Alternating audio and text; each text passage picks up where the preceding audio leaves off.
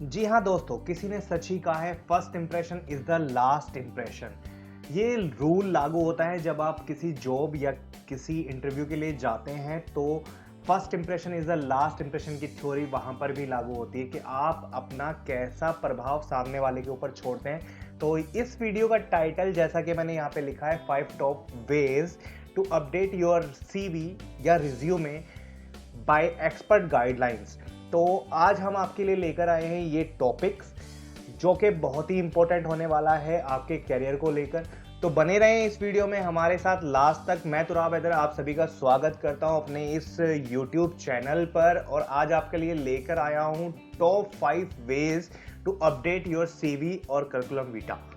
तो सबसे पहले डिस्कस कर लेते हैं, जैसा कि अभी मैंने आपको बताया, first impression is the last impression. तो सबसे पहले हम डिस्कस करेंगे कि रिज्यूमे आपकी पर्सनैलिटी को कैसे जज करता है। तो a resume is a curriculum vitae और CV in short is the very first thing which you submit to your hiring person for applying any kinds of job. जब सबसे पहले आप किसी जॉब के लिए जाते हैं तो ये सबसे पहला डॉक्यूमेंट होता है।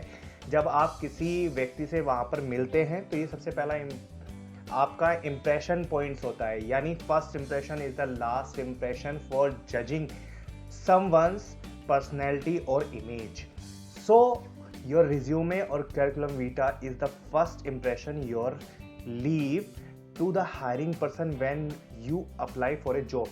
जब आप किसी जॉब के लिए जा रहे हैं और आप अपना रिज्यूमे सामने वाले व्यक्ति को देते हैं, या एक हायर को देते हैं, या इंटरव्यूअर को देते हैं, या एचआर को देते हैं अपने एचआर डिपार्टमेंट में, तो वो आपका जजमेंट कर लेते हैं आपके सीवी को देखकर। ठीक है, तो सबसे पहले हमें ध्यान देना होगा कि आपका सीवी कैसे डिज़ाइन का होना चाहिए, या सीवी डिज़ाइन करते टाइम आपको कौन कौन सी बातों का ध्यान रखना है। तो इस पूरी वीडियोस में हमने वो 5 पॉइंट्स डिस्कस किए हैं जो एक रिज्यूमे में या एक सीवी में आपके अपडेट होने चाहिए। तो कैसा होना चाहिए आपका सीवी, जानिए, हमारे साथ बने रहिए एंड तक। तो सबसे पहला पॉइंट जो एक्सपर्ट गाइडलाइंस के हिसाब से है, वो हमने यहाँ पे पहला पॉइंट लिया है, update your contact information.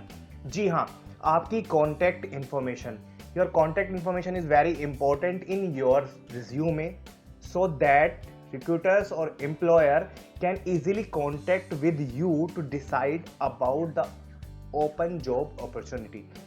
Anytime you change your contact details, make sure you update in your resume। जो भी आपने अपनी डिटेल्स डाली हैं रिज्यूमे में, वो लेटेस्ट होनी चाहिए, यानी अपडेटेड होनी चाहिए। अब क्या क्या होना चाहिए आपके रिज्यूमे में कॉन्टैक्ट इन्फॉर्मेशन में, सबसे पहले बात कर लेते हैं first name and last name. जी हाँ, राइट हैंड साइड होती है और एक लेफ्ट हैंड साइड होती है। जब आप अपना रिज्यूमे बना रहे हैं तो लेफ्ट हैंड साइड पे आप अपना फर्स्ट नेम और लास्ट नेम लिखेंगे। उसके जस्ट तुरंत बाद आपकी कॉन्टैक्ट इन्फॉर्मेशन होनी चाहिए, यानी कॉन्टैक्ट नंबर आपका होना चाहिए, आपका ईमेल एड्रेस होना चाहिए। अब बहुत से लोग क्या करते हैं, बहुत सारे वहाँ पे कॉन्टैक्ट नंबर डाल देते हैं, बहुत सारे ईमेल एड्रेस भर देते हैं रिज्यूमे में। तो आपको ऐसा नहीं करना है। Add only the require contact detail, adding 2 contact number and 1 email address will be enough. मतलब 2 कॉन्टैक्ट नंबर बहुत हैं आपके रिज्यूमे में या सीवी में, और एक ईमेल एड्रेस जो अपडेटेड है वो आपको वहां पे लिखना है।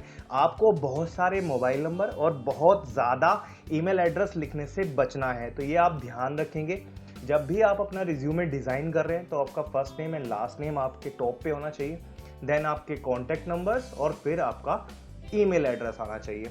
उसके बाद हम बात करते हैं leave the career objective sections in resume. Leave the career objective sessions in resume का मतलब यहाँ पे मेरा कहने का ये है, जब आप डिफरेंट टाइप्स की जॉब्स के लिए जाते हैं तो करियर ऑब्जेक्टिव आपका टाइम टू टाइम चेंज होता रहता है। तो आपको करियर ऑब्जेक्ट लिखने से वहाँ पे बचना है। क्यों?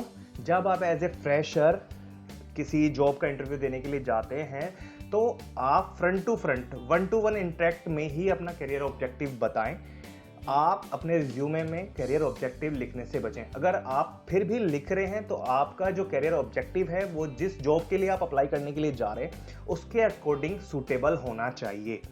ठीक है, उसके बाद हम बात करते हैं थर्ड पॉइंट की, ऐड योर वर्क एक्सपीरियंस और इंटर्नशिप एक्सपीरियंस।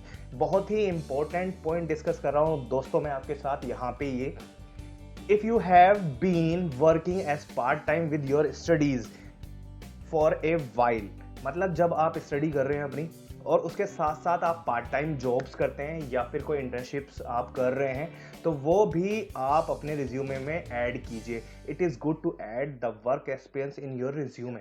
ये बहुत ही अच्छा होगा आपके रिज्यूमे के लिए, आपकी एक्सपीरियंस के लिए। You should also add any internship you have done during your study. आपने अगर कोई इंटर्नशिप की है अपनी स्टडी के ड्यूरिंग में, तो वो भी आप लिख सकते हैं एज ए एक्सपीरियंस, ताकि सामने वाला जो बंदा है वो आपको जज करे कि आप फ्रेशर नहीं हैं, आपने स्टडी के साथ साथ प्रैक्टिकल वर्क में भी नॉलेज है आपको। तो ये बहुत ही इंपॉर्टेंट पॉइंट है मेरे पॉइंट ऑफ व्यू से और हमारे एक्सपर्ट के पॉइंट ऑफ व्यू से, कि आप अपना वर्क एक्सपीरियंस और इंटर्नशिप एक्सपीरियंस अपने रिज्यूमे में ज़रूर ऐड करें। ये है हमारा थर्ड पॉइंट। उसके बाद हम बात करते हैं हमारे फोर्थ पॉइंट की, update your all relevant qualifications. ये बहुत ही इंपॉर्टेंट पॉइंट्स हैं जो कि लोग मिस कर देते हैं, अपनी बहुत सारी इंफॉर्मेशन क्वालिफिकेशन से रिगार्डिंग नहीं डालते हैं या ऐड नहीं करते हैं। तो सबसे पहले जब आप अपनी क्वालिफिकेशंस लिख रहे हैं तो आप ये ध्यान रखेंगे, आप हायर क्वालिफिकेशन को ऊपर रखेंगे और लोअर क्वालिफिकेशंस उसके नीचे आएंगी। मतलब कहने का ये है कि अगर आप ग्रेजुएट हैं तो आप सबसे पहले ग्रेजुएट की डिग्री अपनी रखेंगे। उसके बाद अगर एकेडमिक आपने की है तो आप अपनी एकेडमिक इंस्टीट्यूशंस से वगैरह की रिलेटेड नॉलेज, अपनी क्वालिफिकेशन से रिलेटेड, वो आप वहाँ पे रखेंगे with your guidance of seniors. तो आपको ये ध्यान रखना है, सबसे पहले graduation degree, you should do a training और कोर्स में बी ऑनलाइन और ज्वाइनिंग अ ट्रेनिंग इंस्टीट्यूट। मतलब आप यहाँ पे अपनी डिग्री के बाद अपने प्रोफेशनल क्वालिफिकेशंस की भी डिटेल अपने रिज्यूमे में देंगे, ठीक है। जैसे जस्ट लाइक आपने कोई डिग्री कोर्स किया है, लाइक बीकॉम आपने की है और उसके साथ साथ आपने सर्टिफिकेट या डिप्लोमा लिया हुआ है फाइनेंशियल अकाउंटिंग एक्सपर्ट का, जो कि एटीट्यूड टैली एकेडमी हमारा कराता है, ठीक है। या फिर आपने टैली का कोई सर्टिफिकेट लिया हुआ है, Tally just as you know very well, Tally as an accounting software, ठीक है, वो आपने लिया हुआ है। तो उस तरह की इंफॉर्मेशंस भी आप अपनी क्वालिफिकेशन या प्रोफेशनल क्वालिफिकेशंस में इंप्लीमेंट ज़रूर करें। At the last and point जब हम डिस्कस करने पे आते हैं, फिफ्थ एंड लास्ट पॉइंट हमारा, add your soft skill with keywords के साथ आपको रखना है। यहाँ पे सॉफ्ट स्किल का मतलब ये है कि आप किन किन एक्टिविटीज़ में आप पार्टिसिपेट किया है या क्या क्या स्किल्स आपके अंदर हैं, कितने मल्टीपल टैलेंटेड आप हैं, सारी चीज़ें आप यहाँ पे रखेंगे, ठीक है। आपने कहाँ कहाँ पार्टिसिपेट किया है, कौन कौन से स्किल्स आपके अंदर हैं, टीम मैनेजमेंट आप कैसे कर सकते हैं, क्रिएटिव्स हैं कि नहीं हैं आप, क्रिटिकल थिंग्स आप सोच सकते हैं, डिसीजन मेकिंग की पावर आपके अंदर है, कस्टमर सर्विस प्रोवाइड करा सकते हैं, एक्टिव लिसनिंग है आपकी, मतलब आप पहले सुनते हैं उसके बाद आप उसका रिप्लाई करते हैं। तो ये सारे फील्ड्स जो हैं ये सॉफ्ट स्किल्स में आते हैं रिज्यूमे के। और एट द लास्ट डिक्लेरेशन आता है। डिक्लेरेशन डालने के बाद आप अपना नाम लिखेंगे और अपने सिग्नेचर करके सबमिट करेंगे। यानी आपका जो रिज्यूमे का कुछ फॉर्मेट होगा, वो जितने भी पॉइंट्स हमने 5 डिस्कस किए उसके बिहाफ पे आप इस तरह का कोई सैंपल लेके बना सकते हैं। ये दोनों करिकुलम वीटा आप यूज़ कर सकते हैं, या सीवी बोलें या रिज्यूमे बोलें, आप इनका यूज़ कर सकते हैं। डिक्लेरेशन भी मस्ट है, आपका प्रोफेशनल क्वालिफिकेशन, आपका एकेडमिक क्वालिफिकेशंस, ये सारी चीज़ें इसमें मेंशन होनी चाहिए। अगर आपको एक्सपीरियंस नहीं है तो वहाँ एज ए फ्रेशर आप लिखेंगे। तो इस वीडियो को ज़्यादा से ज़्यादा शेयर्स करें, लाइक करें, साथ ही बेल बटन को क्लिक करना ना भूलें, ताकि आने वाली वीडियोस के नोटिफिकेशन आपको टाइम टू टाइम मिलते रहें। बने रहें, सुरक्षित रहें, घर पे रहें। Have a good day, thank you so much, bye bye.